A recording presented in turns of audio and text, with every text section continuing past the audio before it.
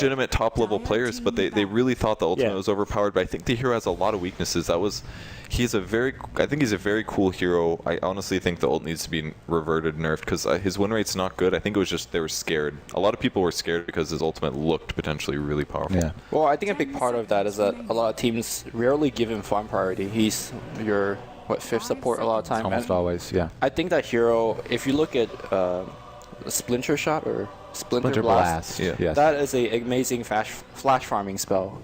Very low cooldown. You can do it with a Soul Ring. Yeah, you give him a little bit of farming priority, he could actually give you a ton of late game items. But I guess we shouldn't really talk too much beyond that because I don't think he'll be in this game. This is one of the few times I've actually seen Vengeful Spirit get like just not talked about in the bans phase and getting picked up fourth. This has been a big prioritization for these SEA teams, either picking or banning. So Vengeful Spirit, I think, fourth pick for Rave, they'll take it.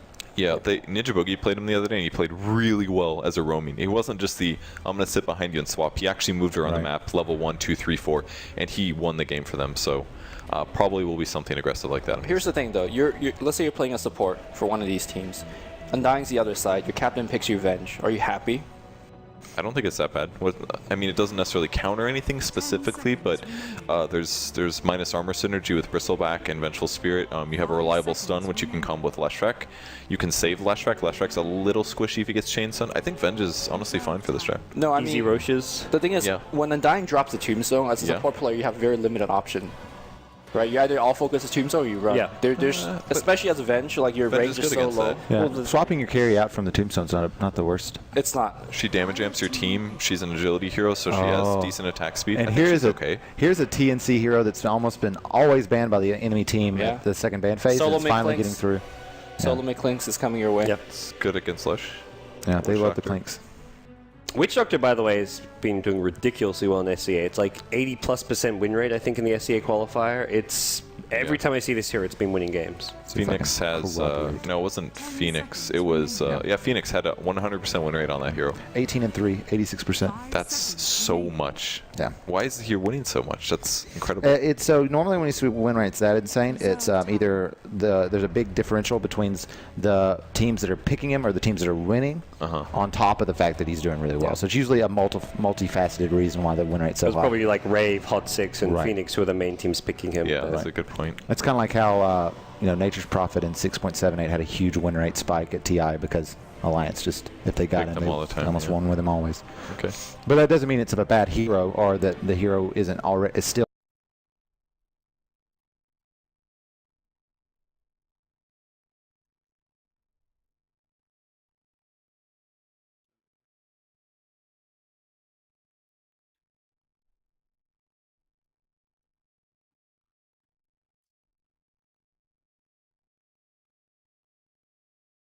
Pushing and fighting early, and Witch Doctor's honestly one of the better against that because not only does he have Meldic, which is great for best of 5 men, he's got good sustain in his heal, and the Coconut, if you've got a lot of enemies close around, it can be one of the better stunts in the games in terms of total duration. And we'll see the Weaver as the final pickup for Rave. It's not good against Clinks, really. Yeah. That's weird. It's actually not bad because Teehee always golds Deso first. He doesn't work it. Maybe he will. So, well, yeah, maybe, I guess, but I've never seen him do it. I love Teehee, by the way. I've been watching him this entire qualifiers. He's really impressing me with his play. He's been the Bloodseeker player for them. He's been playing the solo mid Juggernaut. He's been picking up this Clinks and going for some kind of crazy builds. I think he's a nice breath of fresh air in the SEA scene in a lot of ways. The SEA qualifiers as a whole have seen all kinds of some fun new unique picks and really strats. fun. So looking forward to see if any of it kind of carries over to other regions, although. So guys, do we think anybody won the draft straight out, or do we think it's pretty even? I think it could go both ways. I don't know. It's hard to say. I think laning-wise, TnC have really strong heroes in lanes. I mean, that's what Undying does whenever you pick this hero. So Rave have vulnerabilities in the early game, but come mid-game, they can make up for it. I agree. I think TNC's got better draft. All right, well, with that, guys, we're going to turn it over to our casters, Luminous and David Parker Gods. Take it away, guys. Thank you very much. Here we go.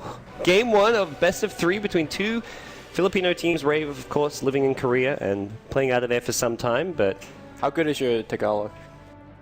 pretty iffy. Whenever I go to the Philippines, I polish up my few phrases that I know. Most of them involve ordering beer and talking to girls, but I normally forget them a few months later. Okay, fair enough. How good's yours? DPM, if she knows I'm doing this, hold that thought, because Shaker might be in with trouble. He's gonna need a couple of stuns. This, of all places for a level 1 fight, I have not seen before. They're contesting the secret shop, Lumi. Well, maybe they're trying to get a deep ward. Actually, I think TnC love to do that. They like to ward beyond the secret shop. I have no idea why you want to ward that deep in that area early gone. Rave, no. They did their waiting. All right, so no level 1 will be happening, but looks like we might see a fight here. Yep. If a fight breaks out and Undying drops a tombstone on one of the ramps, it could Well, you get go pretty Decay. ugly. Okay, the never level 1 Undying. I mean, I- Decay is just as scary / more scary. Though. Yeah, depends on how many you hit. But looks like the rune is gonna go on to. Oh, Rave want to fight this one. They've got. Oh no. All right. They're gonna claim it. Top rune already TnC headed that way. Okay, so what do you think about the mid matchup between Klings and the Lesh? Lesh obviously will spam magical, but Klings harass a lot. Yeah, it's the creep block's going to be important, and well, the creep positioning in general. Because if the wave's over on the hill of the Clinks, that's when Leshrac can get zoned out pretty badly. I think because both players got the rune first, I think at least in broad theory crafting term, it favors the Lesh because. Yeah, you're gonna get harassed by the Klings, but you eventually will have auto regen. Whereas your lightning is gonna be a lot bigger burst of harass, and Teehee obviously on Klings have much lower of HP pool. Yeah, you throw a lightning or two, and suddenly Clinks can't be aggressive and trade hits because Lesh will just say, "Well, you right click harder, but you're lower HP to begin with, so I'll take this fight." Very dependent on the split earth landing as to how whether there's kills or not. But I doubt we see any 1v1 matchup kills. Are you surprised at all to see Undying being played as a quote-unquote defensive support? The Undying had, what was it? I see it had like no starting items or something before. Yeah, he spent everything on the courier, wards, etc. Oh wow. Okay, this is what Klings does, right? Like at the very least, especially now. Yeah. Before the lightning storm gets leveled up. The thing is, when you pick an Undying, you generally say, okay, we're gonna win at least one of the lanes. But when you play him as defensive support, I don't know what you're gonna do with that hero. I remember seeing like AUI played at during the Summit 3, and there were a couple games. They won one of the 2 games he played at, but both games he looked very lost in the early game and was just roaming around, not really able to contribute too much. Yeah. I love Teehee's play here mid, though. He's just keeping Chrissy out of the lane. And that's where that creep equilibrium is really important. It's been on the Clinks' hill. Leshrac can't come near the wave. Yeah. Normally, as a Leshrac, you want to use the lightning on the last hit, for example, and then have it bounce onto the hero. But when Klings is on your hill like that, it makes things a lot more difficult. And Chrissy, not even close to that bottle. I think he needs to ferry himself a Salve. Salve or Mortengos. The thing is, even if he ferries himself a Salve, it doesn't help him win the lane. He's going to just emote harass and then just take more damage. He's going to go Genkin. I like... okay, he's not going to get the Lightning Storm. Yeah. And that's still just level 2 Leshrac. This is worrisome, this mid lane status right now. Clinks has Aquila 14 CS to the Leshrac's 3 CS. I think Chrissy is maybe... I mean, not a matchup you normally play, but I think he's probably executed and played this mid matchup quite poorly, just because he's not comfortable with it. So one thing I'd like to see actually from Rave, maybe give a little bit of farm priority to one of the support, or have either Weaver farm a quick medallion into Solo Crest. A little bit of harassment, but Magic Missile will hit. He should be fine under the tower. Tried to time it so that it would cancel the chain immediately, but hard to do so since there's travel time. So I think Solar Crest is going to be very important and necessary against Clinks, especially if he goes for the Deso build. You cut down a lot of his DPS. And obviously when you're on the dire side, having Bristleback, Venge, and Solar Crest means you're going to get Roshan very easily. But I wonder if Weaver or maybe Venge will pick it up. Yeah, I mean, it's kind of a natural for the Venge to pick. I guess Weaver, you don't really want to be committing your safe lane farm, especially with Leshrac doing this pull. If your Weaver's going for a small item like Medallion, I think it puts you in a rough spot later on when Weaver's item progression is slowed down because of it. But taking Roshan's going to be a key part of the Rave lineup with Bristleback and Venge together. And Bristle in the off lane, so far, pretty decent. 8 CS, it is a dual lane though with the Witch Doctor. The Fisher comes through with the Tombstone, the block complete. Jarokop now going to the other side with the Rocket Barrage, and Rio in a lot of trouble. That heal, not going to do enough. Even 2 points in the homing missile. Slightly unconventional, or very unconventional Jarokop to build. Helps secure a kill. Yeah, why do you think he's leveling that up? I would personally prefer to see the flat, but I mean, I think they had that kill without the homing missile, just with Rocket Barrage alone. Normally you'd see 2-0-2 at this point and go max Rocket Barrage with Flak, but I imagine he's going to be doing drums, boost up his mana pool, maybe even pick up a bottle and use it for the early 5e. Like, just these teams love to fight and push early, especially TnC. And it just gives them maybe a better fighting tool. Yeah, it's like you said, it's going to be an indication of a much earlier fight. And a difference of playstyle. Fissure is going to block again, and it's going to hit that homing miss. Now coming in handy. Rio's going to give up another kill. Well, this lane is done. Yeah. Absolutely. TnC, and that is a bottle on Gyrocopter, so that's helping sustain his mana. He can go get runes every now and then if he wants, or just pass the bottle to a support who ventures off, so... Ninja Boogie trying to make something happen here with all the lanes falling apart. Even the offlane Timbersaw is getting CS and farm. Lightning for the slow. Dust will actually review and make the magic missile hit, and they will get the kill. The TP in from Earthshaker. This DD Earthshaker, Totem. yeah, has done so much work. I believe every time I've seen AU play Earthshaker, it's just always on point. Yep. 2 fissure blocks so far, a TP rotation. And he's one of the few support Earthshakers that ganks his way to a Blink Dagger. To me, that's a true hallmark of a well-played ganker or roamer. When you gank your way up to a huge item like Blink, you're playing really, really well. Yep. So we TP back to lane, and Earthshaker will get bottled back up. So he's got more fissures to work around with at the moment. Sam H in the top lane has got all the experience he needs. He's got bottle, can pick up some boots soon. This is like ideal position for your offlane Timbersaw to be in. How many bottles do they got on TnC? Does They were- Clinks have one? I don't know Sharo if the has Clinks one. does. I think, okay, just 2. The Earthshaker has one. I'm not sure. Did he buy that himself, or is that pulled over? They're going to gank up Ninja Book in the mid lane. and- Another kill? Wow. Another easy kill. Yeah, Earthshaker's got one too, so... Yeah, they've got the 2 bottles here. Earthshaker was... it wasn't a Gyrocopter bottle. It was just the Earthshaker pulling in bottle charges at bottom. I'm a big fan of Earthshaker getting bottle. Sure, Arcane is much better for the team, but the way that he's playing, he's very active over the map, so I think it suits his playstyle more. Tombstone just a farm here. TnC just looking to kind of hit those early game timing items, I imagine, and want to get up and start pushing towers as soon as possible. Yeah, so I think TNC's early game goal is you start removing those T1 towers. Klink's obviously very good for that. And once those T1 tower goes down, it allows Klinks greater access into the enemy jungle. And I think well-played Klinks generally lives in the enemy jungle, right? You dark pack the big creeps, you start walking around the map, snipe couriers, pick off supports, and even chorus, because Leshrac is going to be so tanky. With the dust, you could start harassing Weaver. You're not going to get the kill, but you're going to force time lapse and make sure that he's not getting farmed. Yep. So for now, Rave still lurking around this mid lane with the Leshrac, who has a haste rune, but on his own, Chrissy, I'm not going to be able to find a kill on Tiki, I imagine, very easily. He's going to come in from the side looking for the stun. Hits a Lightning Storm into a stun, has some follow-up Pulse Nova damage, but not going to go for it. Good harass.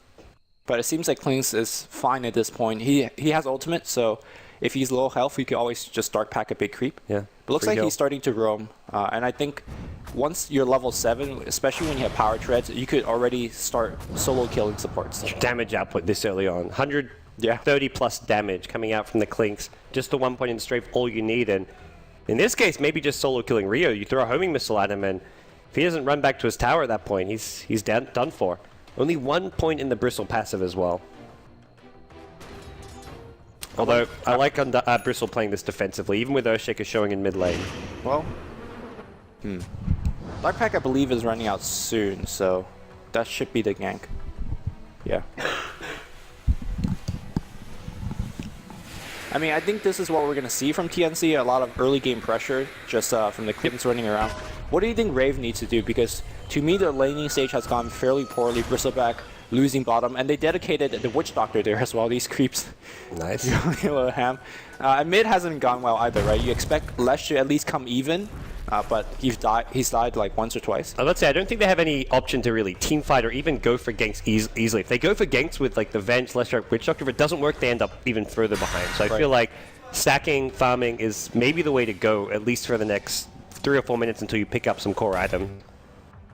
Yeah, so I think the only thing Rave can do at this point is make sure that they get those key counter ganks in. Make sure Venge and perhaps Leshrac have teleport scrolls. If anybody dives under the tower, punish him for it. That's about that's all they can do. And I think if TnC group up as 5, you just counter push other lanes. There's no way you can really fight into them. Everyone's a bit under level, just level 5 on Bristleback. He wants to farm that Ancient stack up, but can't really do so easily until he's level 7. There's a TP up top, by the way, by the Clinks. I just want to point out that for the past 2 minutes, he has not been in lane. And when you play this kind of active ganking kind of style carry, that's how you should play it. Every time you're off the map, Rave is just scared. Yeah.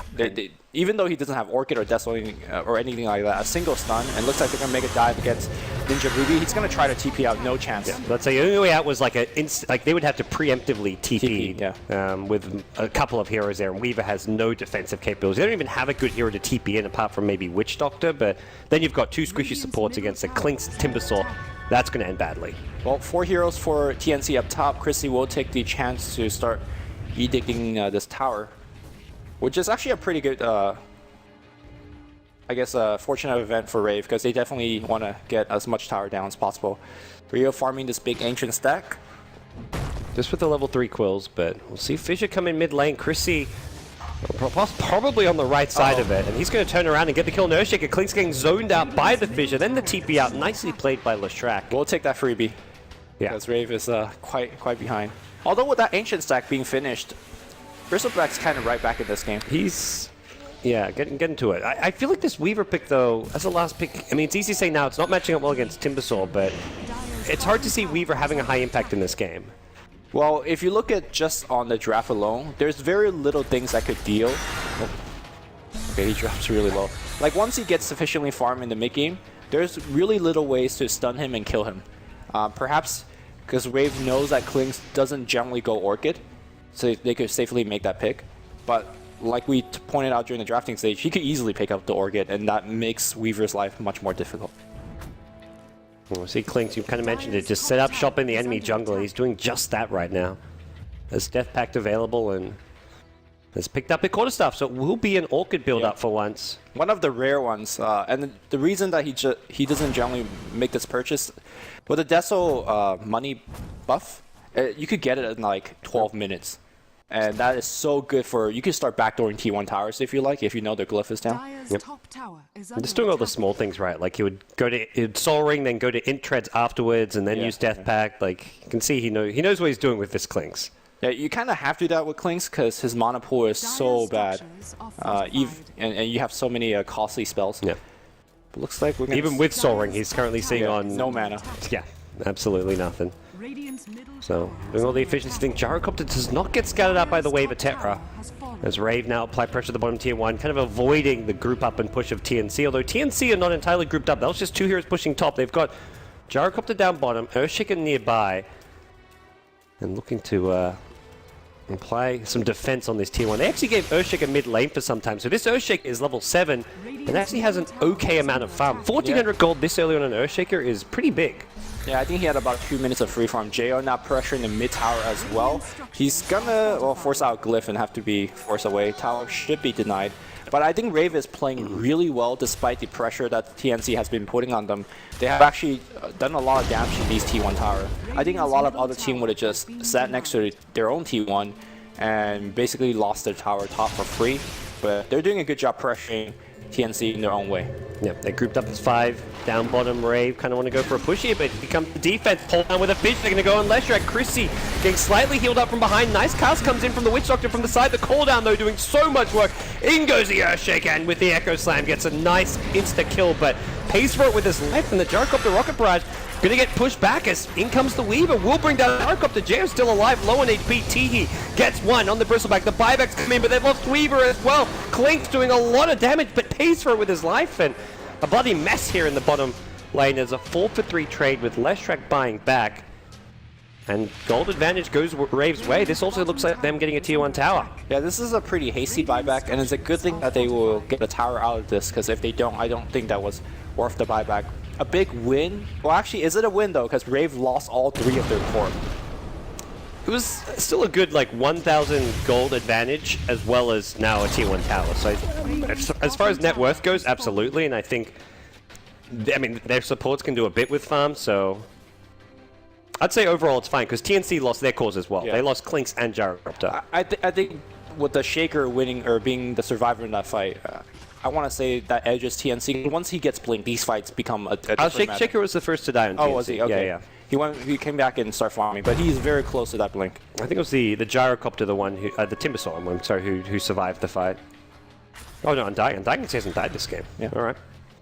So everyone that died except for the 5-position support at this point. 7 seems to be playing the hard support. With that said, he's actually got at least bare basics: 1, boots, headdress. And we'll see how things progress from here. But it is TnC with the 2 top net worth heroes. Looks like we're seeing a gank up top. It's a value rune. He does not have Echo Slam. Has 3 points in passive though, so they can chain stun Weaver with 2 spells. Clinks has used Death Pact as well. Should be a kill. Strafe, right click. Yeah, there you go. Yeah. Well executed. Are they going for a Roche, is the question? No medallion yet. Yeah. Venge has a Sage's Mask on his shop, so I think that's going to be the play.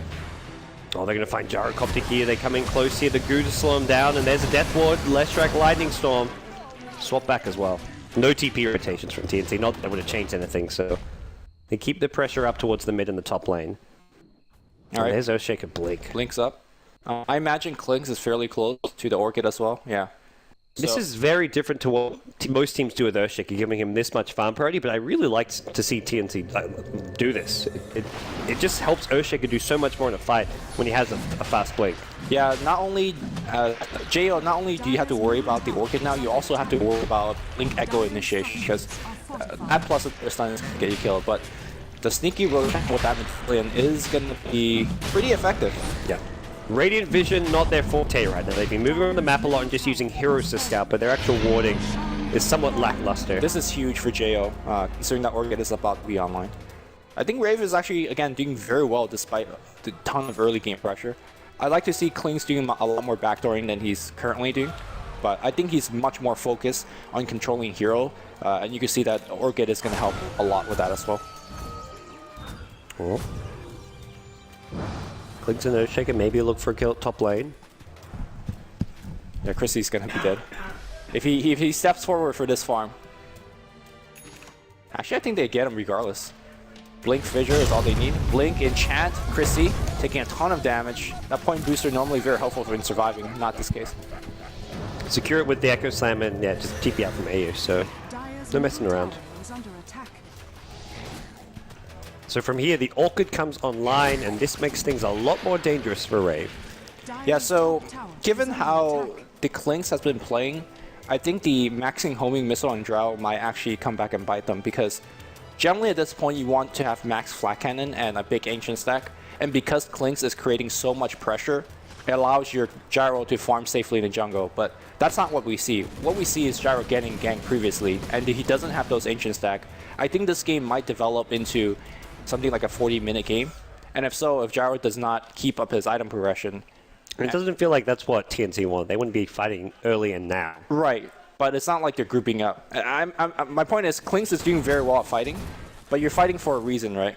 I think normally you fight for the Klinks, you fight for Gyro getting free farm, but it seems like they just want to fight as 5, which is, I guess, what you're saying. Yeah. Normally TnC's games have ended much shorter than compared to the other SEA teams, but we'll see if they can make it happen here. Rave have started to pick up their core items here. Bristleback with his treads. Vanguard, Weaver sitting on 6k net worth, Leshrac similarly, so all 3 cores in an okay position. And Bristleback going to take up even more as he picks up an Ogre Club as well. Alright, here comes that 5-man push that we were saying. And when you have Teehee hitting your tower with Strafe, the backup of a Tombstone, it's very difficult to defend.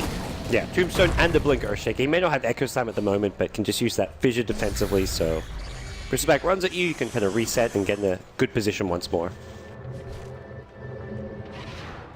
So if you're watching TnC for the first time, why would you think that they're so effective and winning so many games? Is it just the pressure that they do in the laning stage, or are their rotation just that good? I think they're really good at team fighting, in the mid game especially. They'll 5-man up with unconventional heroes. I mean, less so unconventional, but more heroes you don't expect to be fighting a lot. They'll go at you with the Juggernaut with Max Blade Fury. The Timbersaw's been a hero they picked multiple times throughout, and just team fight. And and pick fights really well, whereas other teams I think have been expecting them maybe to have 2 to 3 heroes rotating while their main carry farms, but TnC involve their main carry and their mid farmer a lot more than other teams. Yeah, and their support. They never have that one hero off farming like your conventional teams do, like in the Chinese qualifier, it'd be like 3 to 4 heroes going off fighting, creating space for one hero who's kind of left on their own. Yeah.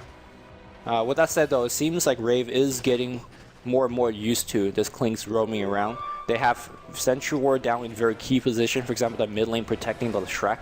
And now they're not really in their jungle one by one. With that said, Chrissy now is in the jungle by himself. He is going to go down. Well, there's a defensive swap, yeah. And the Orcus should not be able to get the kill. Nice and tanky with the soul booster. Picked it up even before getting the soul ring, which is not what you'd normally see, but prioritizing getting HP up. So what's next for Teehee? Probably a Deso? Or do you think he's going to go for crits? Ooh, I think the Deso is still pretty valuable. Is BKB a necessary thing in this game as well? The main other item you could maybe consider is the Blink Dagger. I don't know, how do you feel about, do you think he needs a, like, would that actually help him finish off some of these kills and move around the map? It will definitely help him get the kills. I'm not sure if that's what the team needs. I think if you're going 5-man pushes, the Deso is obviously much better. Yeah. I think Deso makes a lot more sense as far as their playstyle goes. You don't need an MKB for any evasion yet. That doesn't come till much later on, so... With that said, though, if you get Blink, you could play very cocky against this Rave squad. What is actually going to stun you? If you, let's say you could Blink perfectly, Magic Missile and Cask is not going to get you. So, I think any item you get has merits. It just depends how he wants to play it. Yeah, BKB for safety is still a valid option against a Leshrac anytime. Are these the safety boys? I'm not sure if they are. Like, the way they're playing is... Yeah. Oh, we'll find out. TnC, I don't think they just want to sit back and farm right now. Yeah, this favors what Rave wants to do. They got the Weaver, and he's gone for a very defensive build. Even Bristleback, he's not quite reached that fighting shape yet. He wants either BKB or SMY. And Timbersaw has Bloodstone, so it feels like right now TnC, a lot of their heroes have kind of reached the top of their early to mid-game power curve and want to be fighting. This is where Clinkz has Orchid, Earthshaker has Blink, Timbersaw has Bloodstone, Gyrocopter has... I guess Gyrocopter's the one hero. Yeah, he has Cold and he has Drums. He's working. That's the one item they may be missing across all 5 heroes is the Gyro BKB. But Rave can benefit a lot more as far as items that are coming up soon for them. Yeah, I think TnC, or in terms of how this game goes, I think Rave is about to reach their power peak in the mid-game, and I think it's going to be stronger than TnC. But if it goes late enough, I think TnC has a lot of viable late-game option. If, for example, Sam H gets his Dagonon and then gets Octarine Core, he's just jumped into 5 and he's dead. Probably not. Oh dear. Bloodstone? Yeah. No. Won't even get it off. Well, I guess Rave will also take that freebie. I'm not sure if they could push T1 off of this, though, because you're still pushing into Tombstone and Call Down, and they're going to back off. If they're pushing top, it's to like try and pressure and force rotations. If they see 4 heroes defending top, they'll quickly just rotate out and go farm lanes. All right, BKB is up on the... Oh. Chrissy's going to get silenced immediately. Defensive swap has to be used. TP's going to come in right now as well. They waited way too long. He's going to go down anyways. Now the Clinkz in the front line is doing a lot of damage. Timbersaw's back and looking to chase on down the Witch Doctor. Coconut's bouncing around. Ninja Boogie's trapped in the backlines. We brought down by Undying. Zombies, fissures, everything working against him. And now Timbersaw redeems himself from his previous misplays. He gets his team an additional kill on the Witch Doctor. Did he buy back for that, or did he just respawn it? I think it was the Bloodstone, yeah. Okay. Which actually makes up for the previous losing Bloodstone, so that's pretty big for them. What has Weaver done since then? I think he just like pushed a couple waves. The mid-tier 1 tower got denied some time ago, but yeah, he's just been pressuring lanes. He picked up BKB, but doesn't have a whole lot of killing power with this in a team fight. I feel like while Weaver can stay alive in a team fight, it's not going to be really comparable damage to what Clinkz is doing. And he can't just stand there right-clicking if Clinkz is on him. Okay, so normally this is the time where you see Weaver go straight into Desolator. Do you want him? Do you think that's a better choice than going something like a little bit non-standard like Butterfly, simply because it gives you the evasion against Teehee? I don't think Butterfly's enough damage for him. It's 60. Well, compared to Desol, it's like... how much is Desol? Desol's like a lot more, right? With the minus armor applied. Yeah. Yeah. 50 damage. Minus 7 armor. Yeah. Butterfly's just a big jump as well. Like I feel like by the time you get Butterfly, you may have lost a might fight have or two. finished and- MKB by then too, Yeah. so it depends. You're going to be losing fights, maybe losing a tower or two during the build-up towards the butterfly. Yeah. Again, that's why I think Solar Crest is such a big part, because your support could get it for you. You could worry about damage. Yes, yeah. Throw the Soul Crest on whoever Clinks is trying to focus down. That's going to be, I guess the Venge who's had the medallion would be ideally be looking for that Solar Crest as soon as possible. I also think that this is a great disarm game for Bristleback, but he's gone for the SNY, which is a fine item choice. I feel like I've often thought that, but like there's games that I cast a game earlier with Purge and like Bristleback went that, but then his late game suffered because he suddenly spent 4,000 gold on this item which isn't really the best fighting item. I guess it also depends on the lineup, but I think this game having physical damage evasion is a big deal. Yes. Obviously right now Gyro is dealing mostly magic, but eventually he'll be hitting physically. And there we go. Clinks does go Desolator, picks it up now, and this is a scary timing. This is where I feel like Weaver going for a butterfly is just maybe a bit too long-term projected when TnC are not going to let it get... If it gets to that stage of the game, TnC are making plays to have a big lead by then. Ooh, BOT on Timber. Obviously, BOT with Bloodstone quick respawn, you could kind of get back in the fight. Kind of what we saw in the previous engagement. But do you think this is something... This is good for... Is this better than Blink, is what I'm trying to say. Because Blink could kind of get you into the middle of everything, allows your Undying as well as Clinks to run in without impunity. I think it's fine. I think it's pretty standard, and it helps deal with other problems, like when they're trying to 5-man push. If Rave are pushing out another lane, they have someone who can just push out a problematic lane and then TP in to win the team. Whoa, big Blink, Echo Slam, Fissure doesn't get the follow-up. Hit the totem though, and Rave get blown to smithereens. Yeah, huge fight. That. Not only for the great initiation, but also for the timing, because Roshan is spawning in just a bit. And if TnC gets a Rosh, in fact, they're not done yet. They're going right onto Chrissy. Here comes Sam H as well. No trees for him to actually get into. Fissure will actually block the Bristleback out. And Clinks is outputting so much damage. He's still running away, though. They need a little bit more slow, and the shotgun will not hit. TnC drives them away. And I think given time, Roche is back. Yeah, and there's a double damage right in front of the pit, so Clinks is going to clean that up very quickly. Rave will have 5 back alive very soon, since they did chase much further along, but still they can push out these tier 2 towers, ward up, and kind of protect themselves to go for Roshan. Definitely will be eyeing off that DD rune. All they need is to have Undying maybe into the pit to tank for the Clinks, and Clinks would just kill it by himself. When you're fighting at Roshan, you throw a Tombstone on the high ground. Timbersault's also going to be on the high ground. The positioning here is very hard to fight. He's going to preemptively Tombstone and just say good luck. They bring it, not to mention how fast they bring it down. Yep, Gyro's going to pick it up, I think. Okay, Gyro's going to pick it up. There's still a double damage on Clinks. I'm not sure if you want to fight into this. Although Timbersault is trapped on the high ground. Call down will come off cooldown once again. They will get away from the Witch Doctor Death Ward. He's missed like he missed 2 Timber Chains to get down, unfortunately. Oh, he has BLTs, right? So he should be fine. Yeah. Jo using his BKB to chase, but look at the damage output, 2 crits in a row, and it's out of the fight, or forced to be out of the fight. On the back line, Rio trying to go for the kill, and Clink still doing work. BKB Gyro on the front line. He finally gets onto the low ground, gets 1 kill, and looks like the Witch Doctor is dead for sure. Yep, that's going to be a triple kill on Teehee, and I think they're going to start looking for high ground right now. Oh, yeah. These 3 heroes, long respawns, 0 buybacks. And with the Desolator, they push very quickly. Yeah, they need Lightning to hold this push. I think they're going to lose a tier 3 tower for sure. The question is, are they going to lose a Ranger Axe or something like that? I think they could definitely get the melee racks, but again, melee racks not really a big claim. They want to go for the melee one if possible. The range one. Yeah. The range one. Yeah. Well, Clinks, he's not using the strafe yet. Maybe holding on for it. Oh, there you go. That's the strafe. It's good to hold on to the fight, but I think it's just force them to engage into you when you have the strafe. And they'll back off for now. Which is a very safe choice. Far ahead now. This is looking very difficult to turn around, and Rave just don't have the team fight to match up to, like especially around Roshan, fighting into the Tombstone and the Earthshaker. AU's had some amazing fishes as well. So many times he's just used it just to block off chases from the Bristleback especially.